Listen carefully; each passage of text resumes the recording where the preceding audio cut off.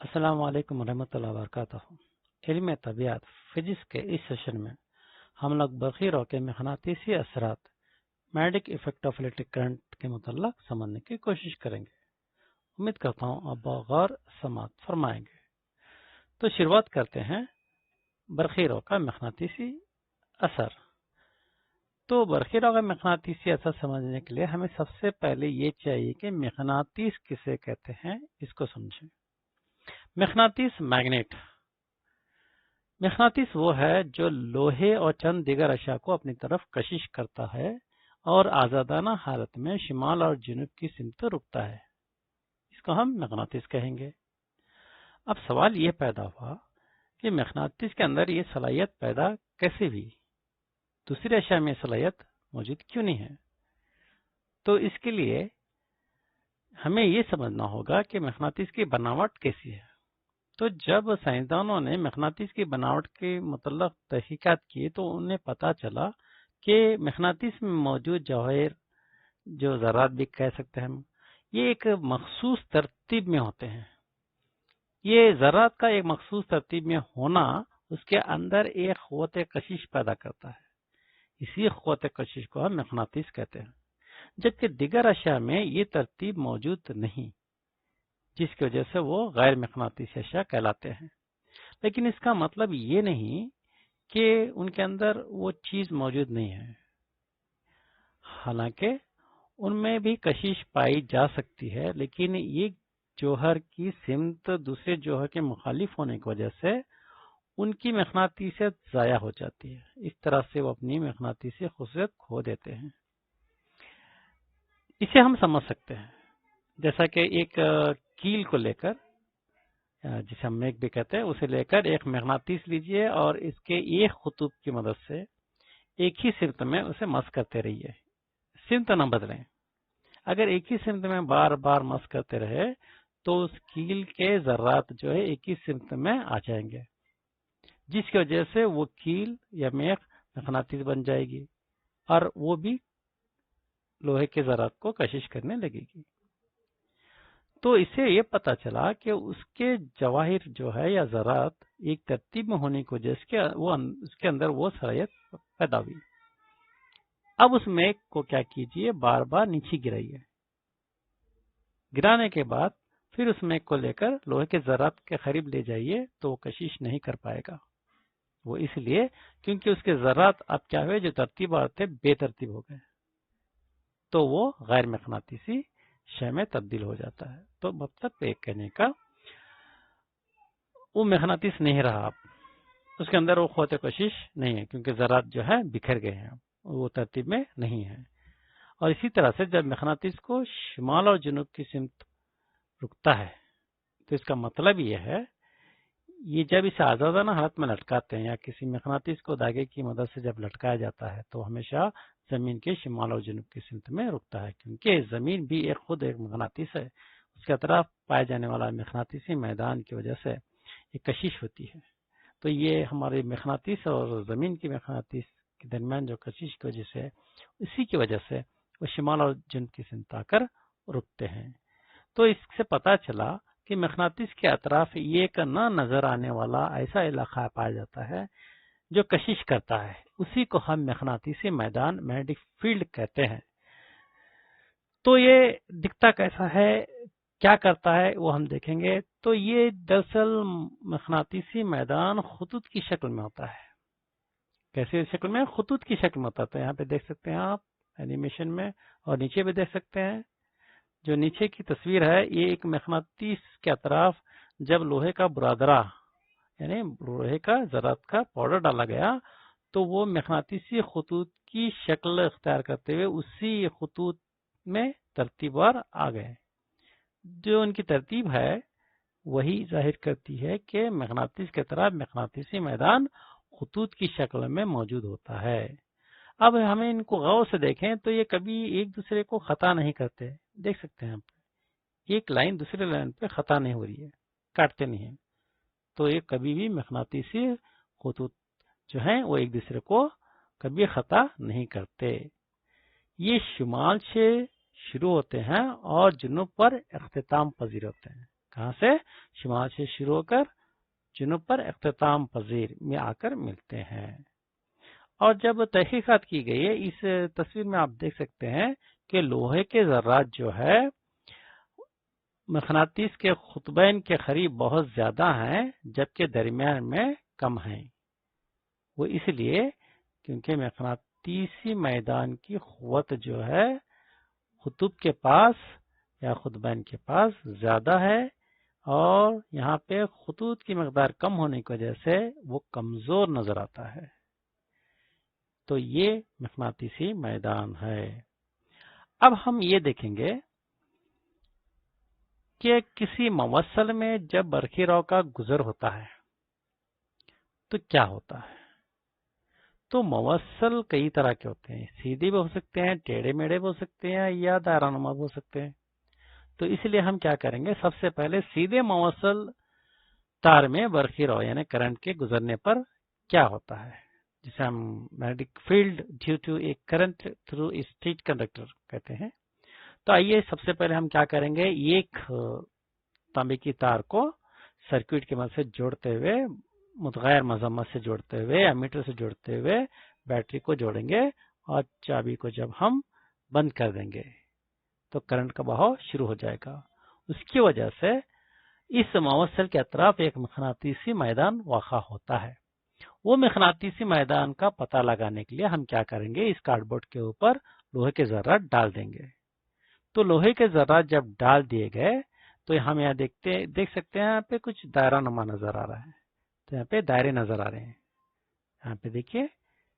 تو یہاں پہ یہ موصل ہے، یہاں پہ کرنٹ پاس کیا جا رہا ہے، جس کی وجہ سے یہاں پر یہ موصل کی طرف مقناطیسی میدان کا وجود جب آیا تو یہاں پہ یہ دائرہ نما حصہ نظر آ رہے ہیں۔ اب ہم اس دائروں کو غور سے دیکھیں گے تو یہاں پہ دیکھ سکتے ہیں تصویر میں، ایک دائرہ، یہ دوسرا دائرہ، یہ تیسرا دائرہ، اس طرح سے کئی دائرے نظر آ رہے ہیں، اور یہ دائرے بڑھتے ہوئے نظر آ رہے ہیں۔ تو اب ہمیں پتا چلا جب سیدھے موصل تار میں برقی کرنٹ گزارا جاتا ہے تو ہمیں ہم مرکز دائرے کی صورت میں مقناطیسی میدان کے خطوط نظر آتے ہیں۔ مقناطیسی میدان کی ایک حد ہوتی ہے، یعنی ایک لمٹ ہوتی ہے، یہ تمام جگہ نہیں ہوتے۔ یہاں پہ دیکھ سکتے ہیں جو دائرہ نما یہاں پہ نظر آ رہے ہیں، ہمیں ایک حد تک ہے، اس کے آگے ہمیں نظر نہیں آ رہا، تو اس کی حد میکسیمم یہاں پر نظر آ رہی ہے۔ ہمیں غور سے دیکھیں تو یہاں اتنے ایریا میں نظر آ رہی ہے، پھر آگے نظر نہیں آتی۔ یہ کس کی وجہ سے؟ اس میں بہنے والے کرنٹ کی مقدار کی وجہ سے۔ تو اس طرح سے مقناطیسی میدان کی ایک حد ہوتی ہے۔ موصل سے جیسے جیسے ہم دور جاتے جائیں گے یہ خطوط بھی وسیع ہوتے جائیں گے، یعنی دائرے کیا ہوں گے، بڑے ہوتے جائیں گے، اور ان کی تعداد میں کمی آتی جائے گی۔ اسی لیے مقناطیسی میدان تار کا فاصلے کے یہ معکوس ہوتے ہیں، یعنی جیسے جیسے ہم دور جائیں گے ان کی تعداد میں کمی آتی جائے گی۔ اتنا ہی نہیں، ایک کرنٹ کے بہنے کی وجہ سے اس تار میں، موصل میں ایک مخصوص خطوط پیدا ہو جاتا ہے۔ کہنے کا مطلب ہے جب کرنٹ کا بہاؤ ایک سمت میں ہوتا ہے تو اس کی وجہ سے جو مقناطیسی میدان واقع ہوتا ہے وہ مقناطیس کے خطوط کی طرح برتاؤ کرتا ہے۔ وہ چاہے شمال ہو سکتا ہے، جنوب ہو سکتا ہے، یہ ڈیپینڈ کرتا ہے برقی رو کس سمت میں بہ رہی ہے۔ فرض کرتے ہیں کرنٹ جو ہے اوپر سے نیچے کی طرف بہ رہا ہے موصل میں، جس کی وجہ سے جو مقناطیسی میدان عمل میں آتا ہے اس کی وجہ سے ایک خطوط بن جاتا ہے، ایک خطوط عمل میں آتا ہے، وہ شمال بھی ہو سکتا ہے، وہ جنوب بھی ہو سکتا ہے۔ اگر ہم کرنٹ کی سمت بدل دیں، یعنی نیچے سے اوپر کی طرف کریں، تو وہ خطوط بدل جائے گا۔ کیا ہو جائے گا؟ وہ خطوط بدل جائے گا، وہ شمال بھی ہو سکتا ہے، یہ جنوب بھی ہو سکتا ہے۔ اب ہمارے دماغ میں ایک سوال آ رہا ہے کہ ہمیں کیسے کنفرم کریں، کیسے جانچیں کہ وہ خطوط شمال ہے یا جنوب ہے؟ تو اس کا ایک آسان طریقہ ہے، ہم کیا کریں گے، اس موصل کے قریب ایک مقناطیسی سوئی کو قریب لائیں گے۔ اب دیکھیں گے کہ وہ سوئی اس موصل کے قریب اس کا کون سا خطوط کشش پا رہا ہے۔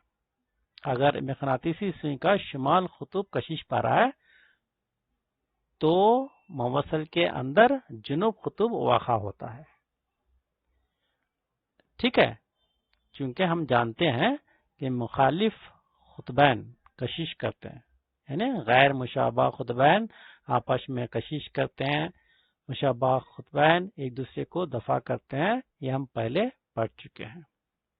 ٹھیک ہے، تو اس طرح سے ہمیں پتا چلے گا کہ کون سا قطب واقع ہوا.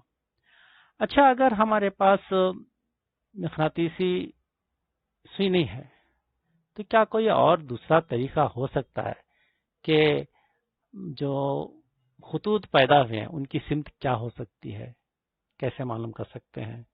تو آئیے اس کے متعلق ہم مزید معلومات حاصل کریں گے. اس کے لیے ہمیں دائیں ہاتھ کے انگوٹھے کا کلیہ سمجھنا ہوگا.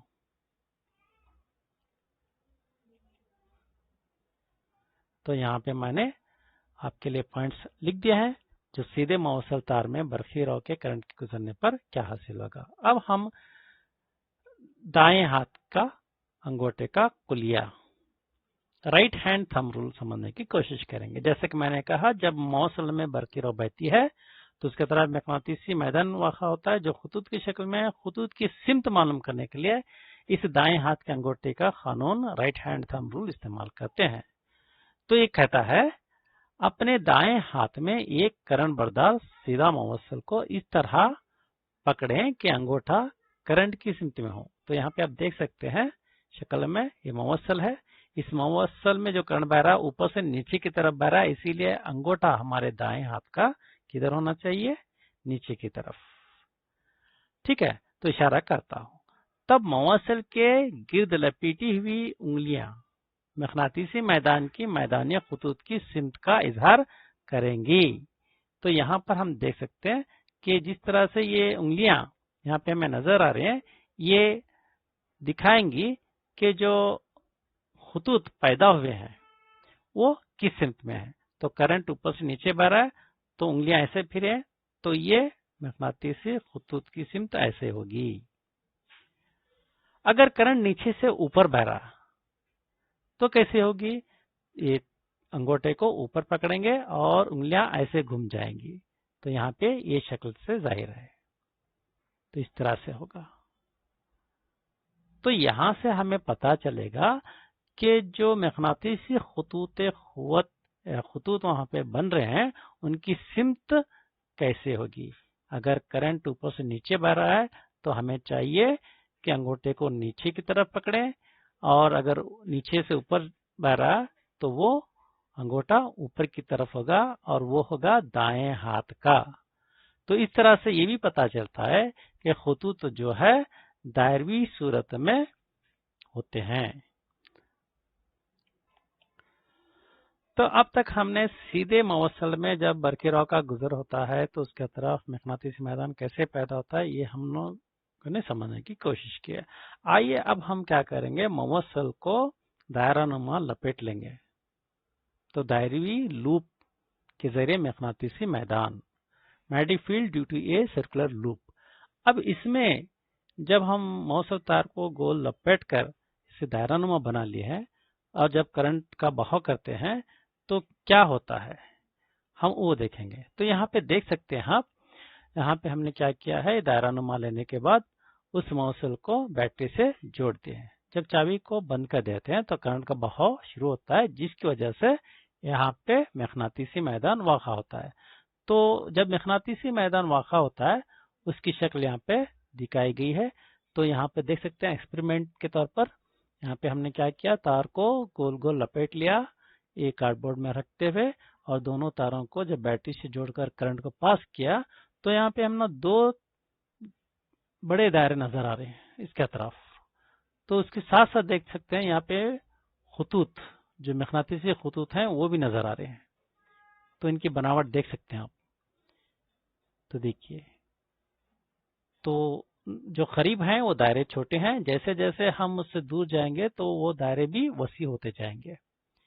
تو آخر میں یہاں پہ ہم درمیان میں دیکھ سکتے ہیں یہ دائرے جو ہے بالکل سیدھے ہو گئے ہیں، یہاں پہ نظر آ رہا ہے.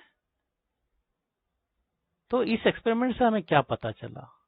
ہمیں یہ پتا چلا کہ مقناطیسی میدان دائری خطوط کی شکل میں ہوتے ہیں۔ خطوط وسیع ہوتے ہوئے سیدھے خطوط کی طرح ظاہر ہونے لگتے ہیں اور مقناطیسی میدان گزرنے والے کرنٹ پر براہ راست منحصر ہوتا ہے۔ جیسا کہ میں نے کہا، اگر برقی رو کی مقدار بڑھا دی جائے تو یہ خطوط جو بن رہے مقناطیسی میدان کے، ان میں بھی اضافہ ہوتا ہے۔ اور اتنا ہی نہیں، لوپ کے ہر پھیرے کی وجہ سے ایک مقناطیسی میدان وجود میں آتا ہے، اور ایسے کئی لوپ ہونے کی وجہ سے یہ میدان اس میں جمع ہو کر ایک طاقتور مقناطیسی میدان میں ظاہر ہونے لگتا ہے۔ جیسا کہ آپ یہاں پہ دیکھ سکتے ہیں کہ نہ ایک چکر نہیں بلکہ کئی چکر ہیں۔ تو یہ ایک چکر کی وجہ سے ایک مقناطیسی میدان، دوسرے چکر کی وجہ سے دوسرا مقناطیسی میدان، تیسرے چکر کی وجہ سے تیسرا مقناطیسی میدان، ایسے فرض کرو کہ 50 چکر ہیں تو 50 مقناطیسی میدان مل کر ایک طاقتور مقناطیسی میدان ہمیں حاصل ہوگا۔ تو یہ ہے دائروی لوپ کے ذریعے مقناطیسی میدان۔ تو ہمیں یہ سمجھ میں آ رہا ہے کہ اگر موصل سیدھا رہا تو ہمیں اس سے زیادہ مقناطیسی میدان حاصل نہ ہوگا۔ اگر حاصل کرنا بھی ہے تو ہمیں کرنٹ کی مقدار کو بہت زیادہ کرنا ہوگا۔ لیکن اگر کرنٹ کی مقدار زیادہ نہ کرتے ہوئے ہم اسے دائروی نما لپیٹ لیں تو ہم کیا کر سکتے ہیں؟ کم کرنٹ کی وجہ سے بھی زیادہ مقناطیسی میدان پیدا کر سکتے ہیں۔ یہ بہت اچھی سوچ ہے، بہت اچھی سوچ ہے یہ۔ تو آئیے ایسا ہی کچھ ہم کرنے کی کوشش کریں گے۔ تو آپ کے لیے میں نے یہاں پہ پوائنٹس لکھ دیے ہیں، تو آئیے ہم اسی کا استعمال سولنائڈ میں کریں گے جو میں نے کہا، تو اس کا استعمال ہم یہاں پہ کرنے کی کوشش کریں گے۔ تو سولنائڈ کیا ہے؟ سولنائڈ جو ہے ایک آلہ ہے جس میں ہم طاقتور مقناطیسی میدان بنا سکتے ہیں۔ کیسے بنائیں گے؟ اس کی بناوٹ کچھ یوں ہوگی، یہاں پہ ایک مخرج کا استوانہ ہوتا ہے، یا پلاسٹک کا بھی لے سکتے ہیں آپ لوگ۔ تو اس کے اوپر کیا کرنا ہوتا ہے؟ تانبے کی تار کو لپیٹنا ہوتا ہے چکروں میں، ٹھیک ہے؟ اسے لپیٹتے ہوئے اسے بیٹری سے جوڑ کر، چابی سے جوڑ کر رکھیں گے، لیکن درمیان میں جو ہے یہاں پہ لوہے کی سلاخ رکھی جائے گی۔ یہ لوہے کی سلاخ ایک موٹی سی ہو سکتی ہے، یا نہیں کہ تو باریک باریک لوہے کے سلاخوں کو ایک ساتھ جوڑ کر بھی رکھا جا سکتا ہے۔ تو یہ اس کی بناوٹ ہے۔ تو جب کرنٹ اس میں بہنا شروع ہوتا ہے تو جیسا کہ میں نے کہا، ہر چکر کی وجہ سے ایک مقناطیسی میدان وقع ہوتا ہے۔ تو ایسے جتنے چکر ہوں گے اتنے مقناطیسی میدان وقع ہوں گے۔ تو یہاں پہ ان کی وجہ سے کیا ہوتا ہے؟ اندر سولونائڈ کے اندر ایک طاقتور مقناطیسی میدان واقع ہوتا ہے۔ تو ہم اسے سمجھیں گے کیسا؟ تو سب سے پہلے یہ سمجھیں گے سولونائڈ کیا ہے۔ وہ کوئل جسے موجز تانبے کے تار کو استوانی شکل میں لپیٹ کر بنایا گیا ہو، اس کو ہم سولونائڈ کہتے ہیں، ٹھیک ہے؟ تو اس کے اطراف پھر کیا کریں گے ہم؟ اس کے اطراف پیدا ہونے والا مقناطیسی میدان چھڑ مقناطیس کی طرح ہوتا ہے۔ تو جیسا کہ میں نے کہا کہ اس میں ایک لوہے کی سلاخ ڈال دی جاتی ہے، یا تو تار موٹی ہوگی، یا نہیں تو باریک باریک لوہے کے تاروں کو جوڑ کر رکھا جائے گا۔ اس کے بھی دو قطب ہوں گے، تو ایک قطب شمال ہوگا، دوسرا قطب جنوب ہوگا۔ اس کی بھی تصدیق آپ لوگ مقناطیسی سوئی کی مدد سے کر سکتے ہیں۔ اس کی خاصیت یہ ہوگی کہ اس کے اندرونی حصوں میں تمام نقطوں پر مقناطیسی میدان کی قوت برابر ہوگی، یعنی کہیں پہ کم کہیں پہ زیادہ ایسا نہیں، بلکہ مساوینہ طور پر مقناطیسی میدان یہاں پر موجود ہوگی۔ تو اس پہلے سیشن میں ہم لوگ اتنا ہی سمجھیں گے، پھر آگے کوشش کریں گے کہ کس طرح سے ہم برقی مقناطیس بنا سکتے ہیں اور اس کا استعمال کر سکتے ہیں۔ اللہ حافظ۔